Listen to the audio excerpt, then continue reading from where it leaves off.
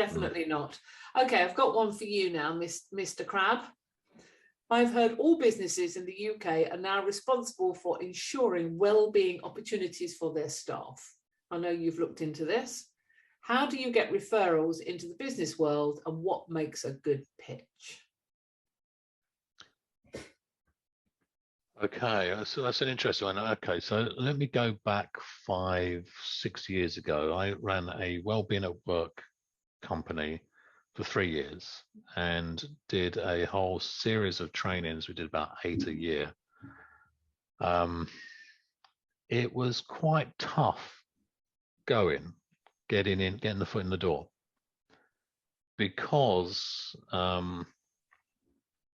I've had a couple of glass of lukewarm white wine at a networking event, talking to people about well-being and stress, and experiencing what I call the 3 stress monkeys, which is they don't want to see the stress, they don't want to hear it, and they don't want to talk about it.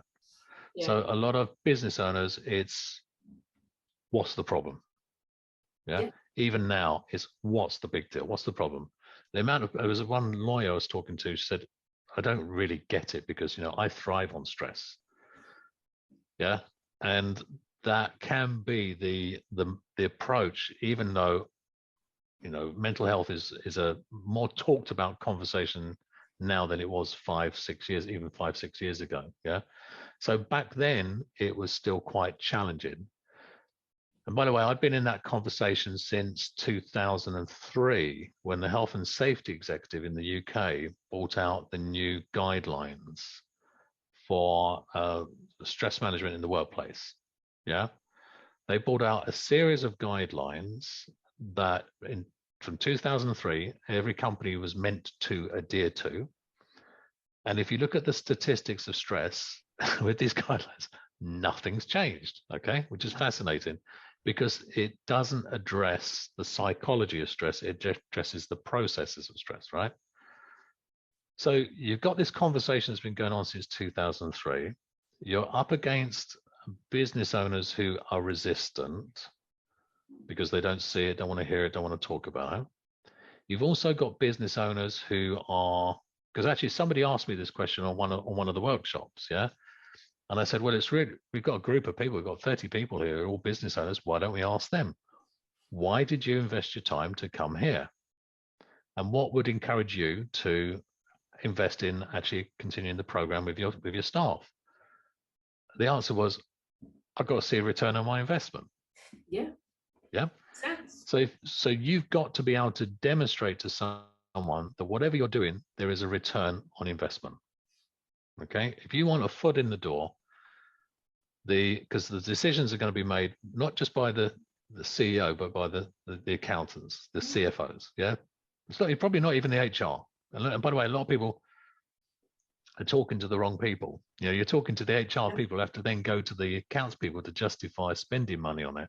So you must be able to make sure that you can demonstrate a return on investment by somebody engaging in your program. And if you can't do that, find a way to do that.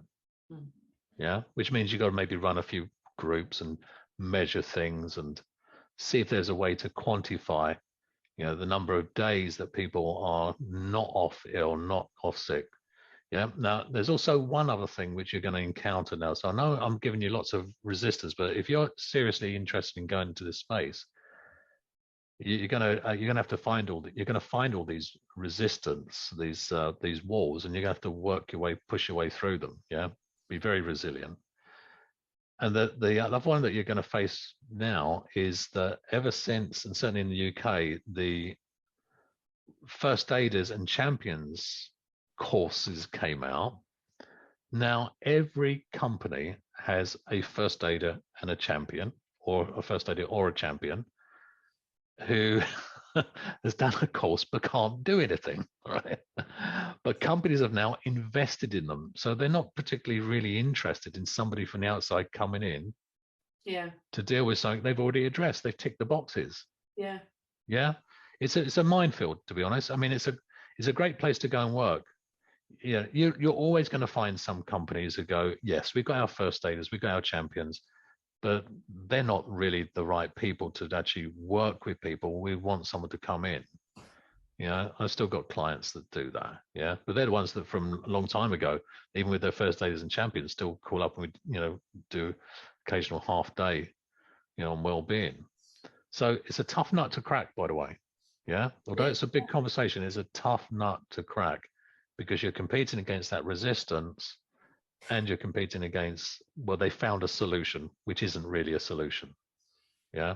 On paper, they fulfill the criteria that the government wants them to fulfill, but not actually solving the problem because it remains the same. Yeah, in fact, there's a new layer of problems. So whoever's asking this question, you might want to go here. You might want to explore this, right? So I can't tell you that this is a place where there's lucrative business and you can really help, but I suspect there is because it was in 2018.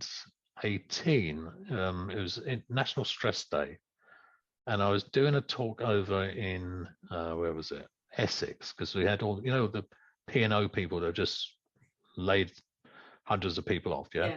So I had the HR director of P&O was in this group, so I was the guest speaker, and I only had like 30 minutes. But I really tore into them all.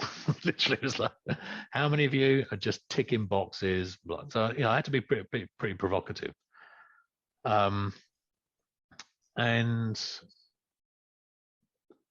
they were receptive to my being provocative. Like, you're ticking boxes. You cannot. Your people can't help people. Mm. And then it came to the panel, and one of the P&O directors said, we've got a new problem. I'd like the panel to address this, see if they can address this. Our first aiders and our champions are all really stressed. What's going on? So the whole panel turned to me, like they threw the hot potato at me. I said, this is the conversation I want to have, yeah? Yeah. They've done 3 days and 5 days. They are not trained in therapy. They're not trained to work with people who are really stressed.